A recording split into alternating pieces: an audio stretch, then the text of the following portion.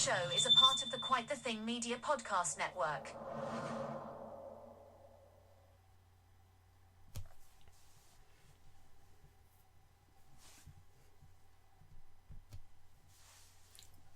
Margaret Fox was last seen boarding a bus to meet with a stranger she had hoped to babysit for.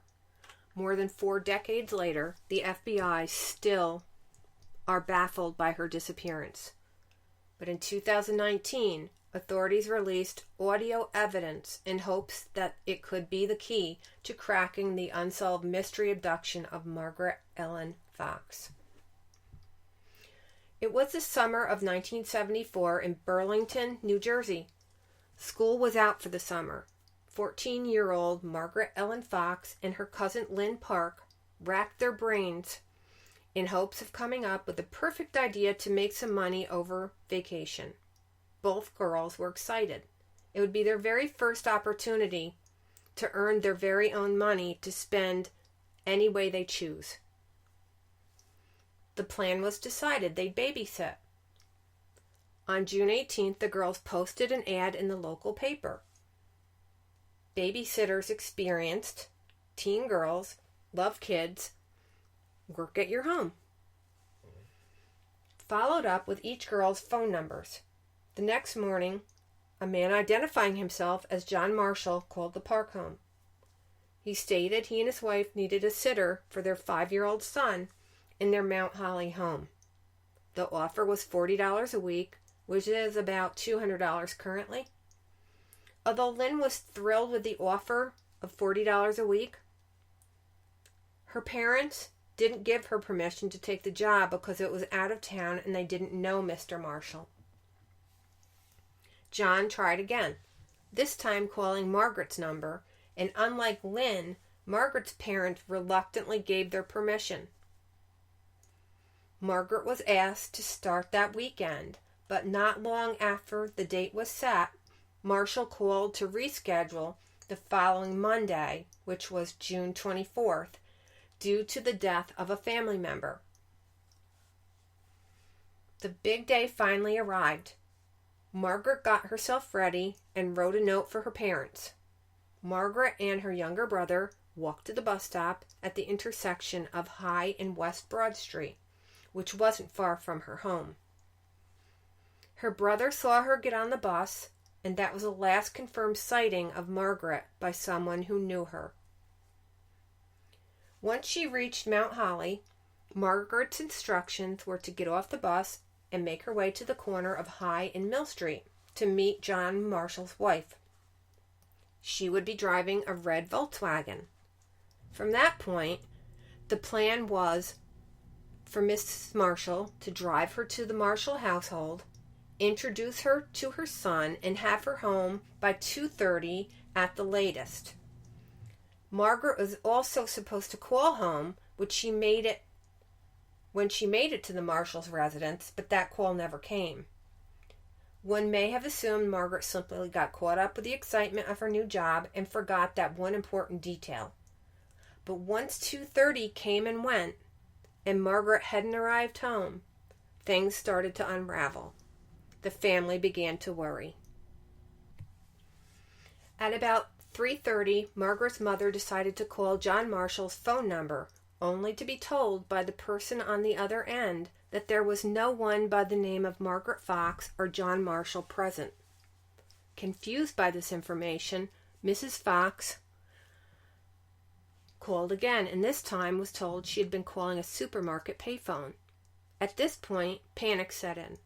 Margaret's mother began frantically calling anyone with the last name Marshall in the Mount Holly area, while Margaret's father drove there to do a ground search. Incidentally, for years after Margaret's disappearance, her father would drive around for hours all over South Jersey with his daughter's picture plastered all over his car with a bullhorn asking for help in locating his little girl.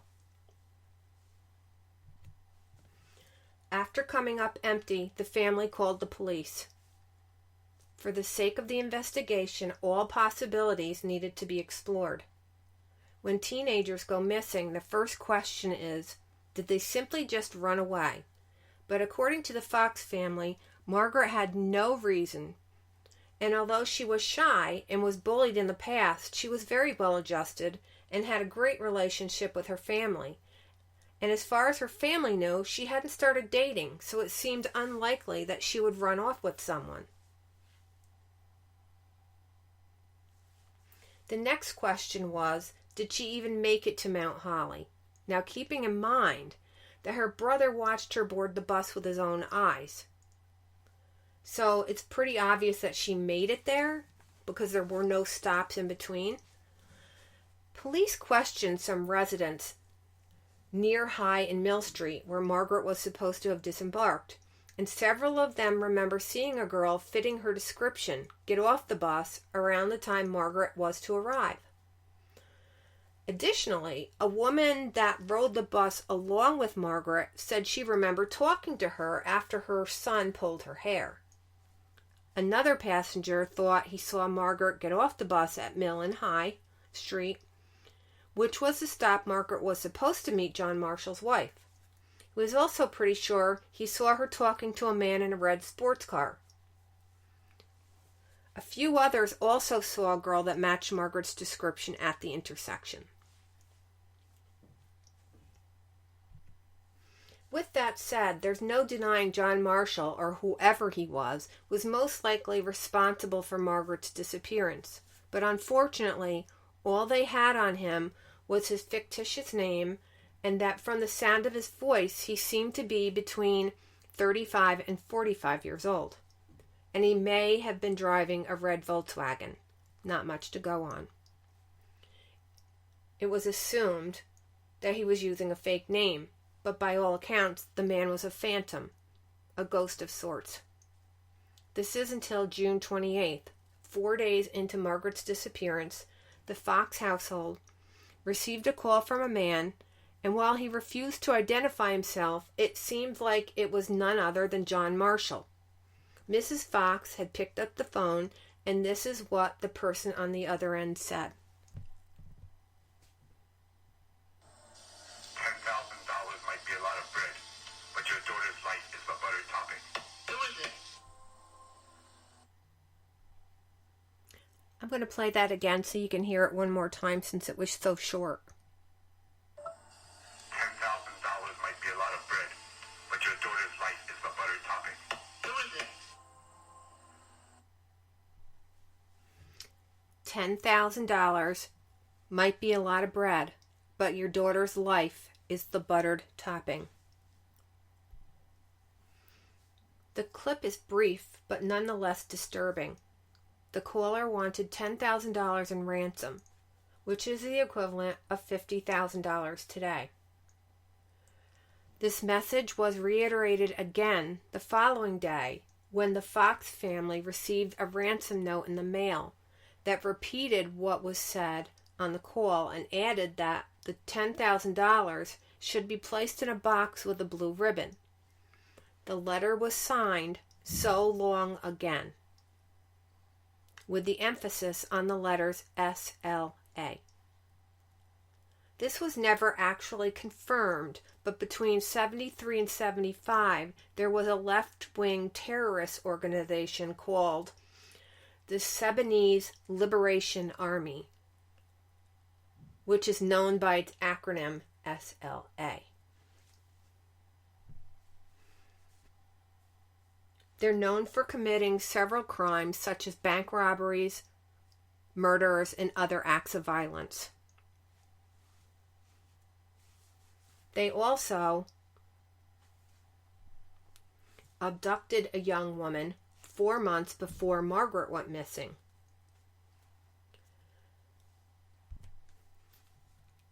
Which made them internationally notorious because that 19-year-old girl that was abducted was the granddaughter of publishing magnate William Randolph Hearst, which is, you guessed it, Patty Hearst.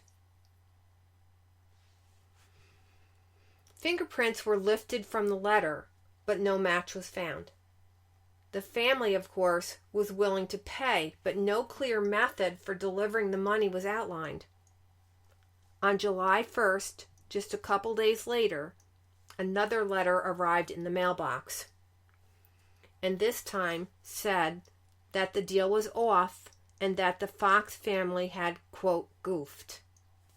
But the most chilling thing about this letter is that it once again reiterated the line about the butter and the bread, but it was all in the past tense. $10,000 was a lot of bread, but your daughter's life was the buttered topping. From here, things seemed to go cold, aside from a small and very brief lead in 1975 involving an ex-con named Charles Cobridge of Harrisburg, Pennsylvania. In November that year, Charles confessed to kidnapping and killing Margaret Fox, but investigators quickly uncovered that this was impossible since Charles was in the hospital the day of Margaret's disappearance. As a result of all this, he was sentenced to 3 years in prison for his false claim. This aside, the authorities, as well as the Fox family, had absolutely nothing to go on. There were other reports of someone trying to lure girls to a fake babysitting job at the time. However, that too went nowhere. Their independent searches came up empty, and even with the FBI now involved, nothing seemed to be surfacing. All they had was one random ransom call. But investigators couldn't even be sure if it was in fact the same person who answered Margaret's ad. Now keep in mind, Margaret's disappearance was already in the news, and detectives were open to the possibility that it was either a prank or perhaps someone completely unrelated was looking to profit from this tragedy. Luckily, the call was recorded by investigators who anticipated this may happen, and although Mr. Fox had spoken to John Marshall directly, he was unable to confirm if he and the ransomer were the same person. There was another lead to quickly get dismissed because it was deemed to be more of an odd coincidence. Now remember, I mentioned a fake number John Marshall provided was from a payphone at a grocery store. Well, an officer on the case was quite familiar with this grocery store since his friend of 25 years worked there as a manager.